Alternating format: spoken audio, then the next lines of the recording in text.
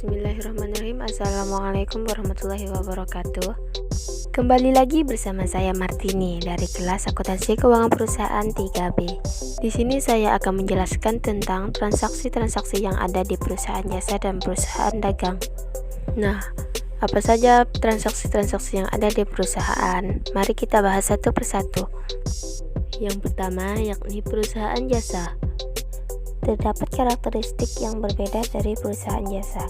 Seperti yang diketahui, bisnis ini bentuknya adalah layanan, sehingga barangnya tidak berwujud fisik. Karena itu jumlahnya sulit untuk dihitung. Selain itu, jika Anda perhatikan, perusahaan jasa tidak memberikan informasi harga pokok dari jasa yang dijualnya bukan.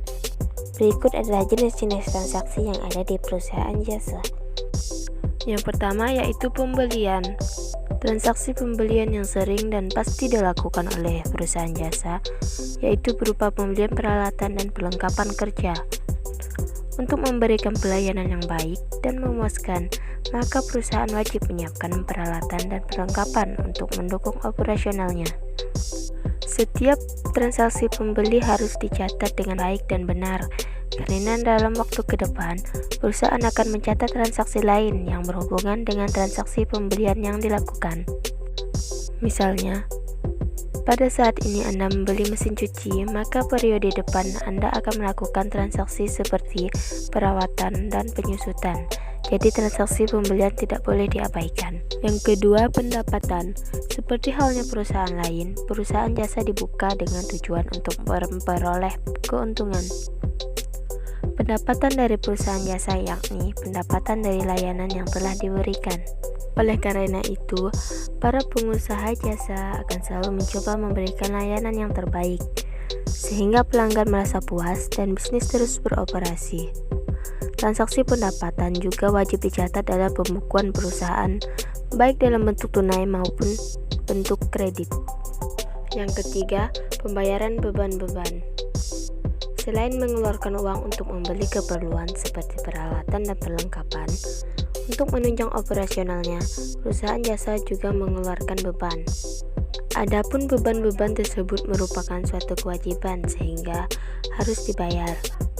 Contoh beban yang biasanya dikeluarkan seperti beban tagihan listrik, telepon, internet, administrasi, dan beban-beban lainnya. Yang keempat yaitu penerimaan piutang. Penjualan atau jika kita di perusahaan jasa yakni pemberian layanan yang dilakukan secara kredit akan menimbulkan piutang. Sesuai dengan kebijakan atau kesepakatan yang dilakukan dengan pembelian, maka konsumen dengan tagihan piutang akan melunasi pembayaran dalam jangka waktu yang telah ditentukan. Sehingga pada waktu pelunasan piutang, perusahaan juga harus mencatatnya. Yang kelima, penanaman dan pengembalian modal serta investasi. Suatu perusahaan pertama kali saat didirikan pasti ada setoran modal dari pemilik ataupun investor, sehingga investasi juga harus dicatat dengan baik.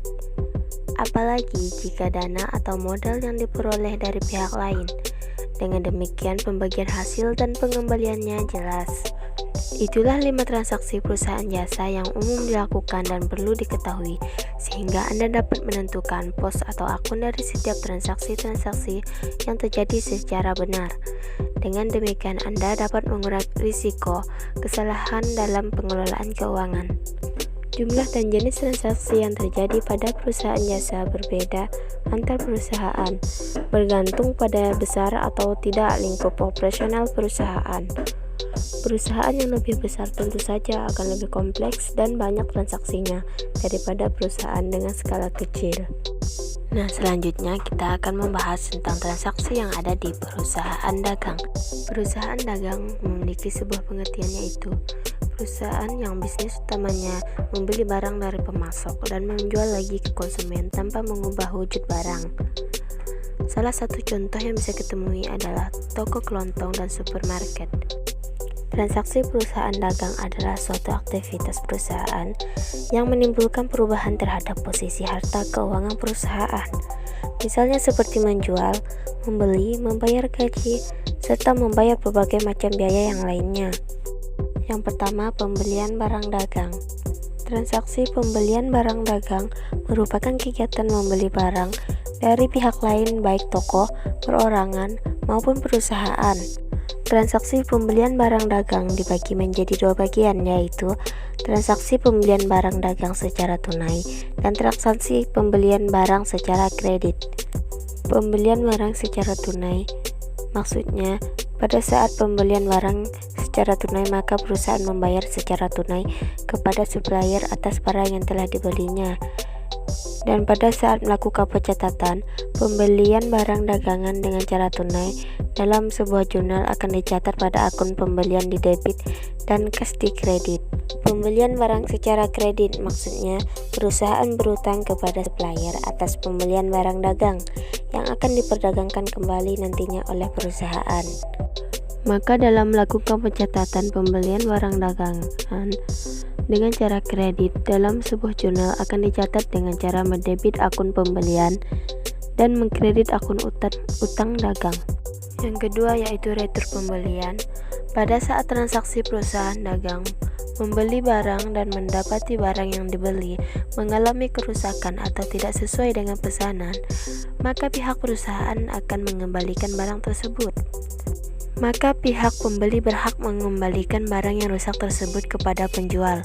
Dalam peristiwa ini, apabila dalam pembelian barang yang dikembalikan itu dilakukan secara tunai, maka penjual akan mengembalikan uang tersebut secara tunai kepada pembeli. Namun sebaliknya, bila pembeli melakukan secara kredit, maka pembeli akan membuat nota debit sebagai bukti pengurangan utangnya. Dalam pengurangan utang dilakukan dengan cara mendebit akun utang dagang dan mengkredit akun retur pembelian. Jadi, apabila setiap terjadi transaksi yang berhubungan dengan pengembalian barang yang telah dibeli, akan dicatat dalam satu akun yaitu akun retur pembelian, dan bukti transaksi yang digunakan adalah nota debit. Ketiga, penjualan barang dagang. Penjualan barang dagang adalah penjualan barang yang dilakukan secara tunai maupun kredit. Sedangkan penjualan secara tunai dicatat dengan mendebit akun kas dan mengkredit akun penjualan. Namun, penjualan menggunakan kredit lalu dicatat dengan cara mendebit akun piutang dagang dan mengkredit akun penjualan. 4. Retur penjualan dan pengurangan harga.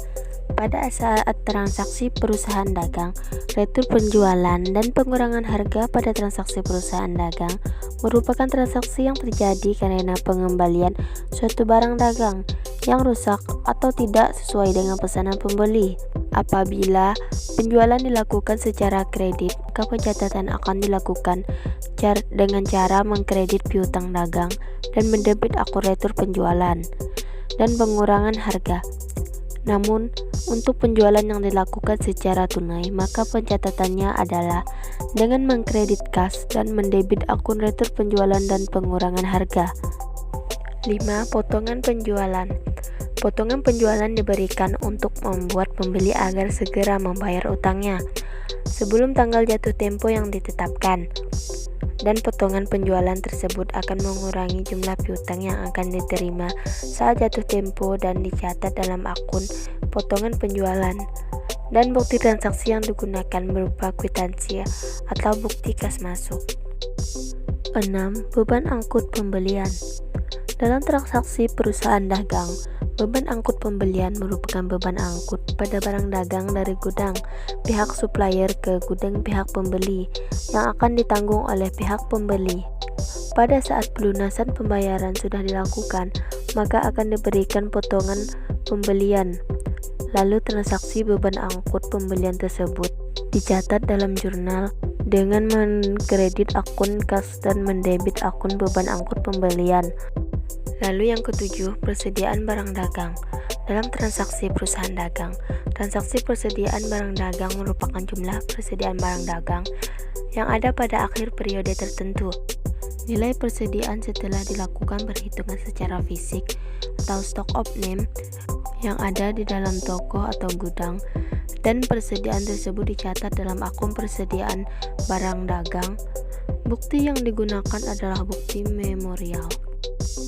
Selanjutnya 8. Pembayaran hutang.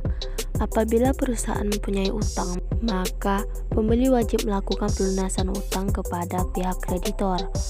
Dalam hal ini, utang yang sering dilakukan oleh perusahaan dagang yaitu utang pembelian barang dagangan karena dilakukan secara kredit. Maka sebaliknya, apabila Anda memiliki utang kepada pihak kreditor, sebaiknya utang tersebut dilunasi sesuai dengan kesepakatan yang dibuat bersama, bahkan akan lebih baik jika dilunasi sebelum waktu jatuh tempo. Yang terakhir, penerimaan piutang. Apabila perusahaan atau pihak penjual memperoleh pelunasan piutang dari pihak pembeli atas pembelian barang secara kredit oleh pihak pembeli, maka harus dilakukan adalah pencatatan pelunasan tersebut ke dalam pembukuan. Itulah jenis transaksi dan pencatatan akuntansi yang ada dalam perusahaan dagang. Namun untuk memudahkan Anda dalam melakukan transaksi perusahaan yang harus ada dalam setiap usaha adalah pembukuan. Tanpa pembukuan tentu pengembangan bisnis akan sulit. Baik, sekian penjelasan terkait transaksi pada perusahaan jasa dan perusahaan dagang. Akhir kata saya ucapkan terima kasih dan wassalamualaikum warahmatullahi wabarakatuh. Jangan lupa like, komen, dan share agar bisa bermanfaat untuk kita semua.